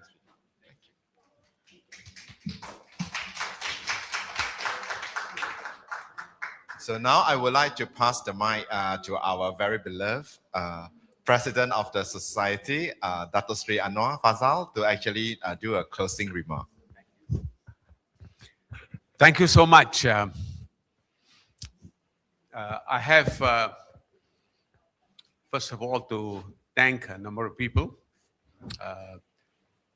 Thank you so much, Penang Institute, for hosting this and to be a place also where these kinds of discussions can take place in a very beautiful environment, a series of buildings that have a certain architectural history of both colonialism and local adaptation, because these were all colonial quarters at one time, of that. But we built up into a certain atmosphere where while we are listening, we also see nature out there and people, trees and hill. And very occasionally, our dear friends, the monkeys, occasionally also want here to come and listen to some of the things that are going on. I want to thank Tan Sri for the very special thoughts. And I think 3 C's struck me very much. And this is the word conscience. The word conscience. And the word conscience is the one that I think tells you all about the internal rights, the wrongs, the concerns, and so on. And the second is the courage. The courage to go and get something done. And there are so many things like you can see. After we talk about public health, we enter into a world in which the unhealthy business, has become the dominant force. The sicker we are, the greater the economy, the kind of indicators and so on. I gave a talk at one of the hospitals the other day, and I had to tell them, that they are in that business, the unhealthy business. The third very important thing that he mentioned to us is competence, our own ability to be able to do the right things in the right kind of way, and we have to have those kinds of skills. So this conscience, this courage, this competence are the things that I felt so much. You have been very inspiring in showing that things can be done. Universities can be transformed. People can become change agents in making things happen. I love the community idea, and maybe 2 very simple things can be happen. One, all of us wake up to the fact that vape is destroying us. The Consumers Association of Penang, there's a kind of global national network that is dealing with this particular issue. It's not well known, and it's just shocking how the thing that is happening. After all our fights against poor health, we are having an industry that's actually making us ill. And I think this community initiative could be a wonderful thing that we could initiate and talk about. And I think for us in the Lien-Teh Society, we are very, very interested in making sure that these kinds of things are talked about and that we act on them and that we make a difference. So thank you so much. Thank you, Dr. Peng, for your leadership in moderating this particular association. And most of all, thank all of you for coming today, and supporting us, and not forgetting all the time that we are all one. And Tan Sri mentioned that very often. We all breathe from one air. We rise from one ocean, and our heart beats the same song. With that, I thank you all very much and look forward to our new. Thank you, Dato Sri. You will use two Thank you mics very at the much. same Yeah, time? I have to sing at the same time. So, thank you, Dato Sri. So, thank you very much to our friends online and also those present physically to actually join this ceremony and the lecture. So we call it a day.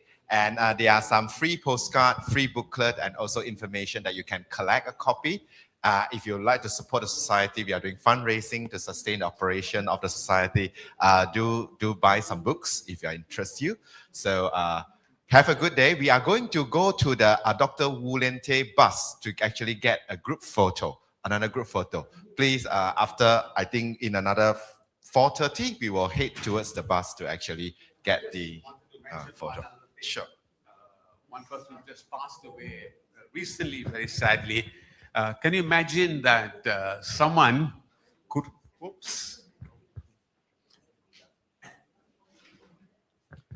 could do a 2-page poem of the life, the work, and the change that the plague fighter made. A 2-page poem. And this is available. And also the remarkable thing how someone who was doing all kinds of work and so on can be inspired to write such a long poem. And this is the kind of inspiration that we need, that people can sprout out using poetry, using talks, using activities, and making a difference. Thank you. Thank you. Thank you. Thank you, Dato Sri. Thank you very much, everyone. So please mingle around. And then before 4:30, we will go to the bus of the Dr. Lien-Teh to take a group photo. Thank you. Thank you very much.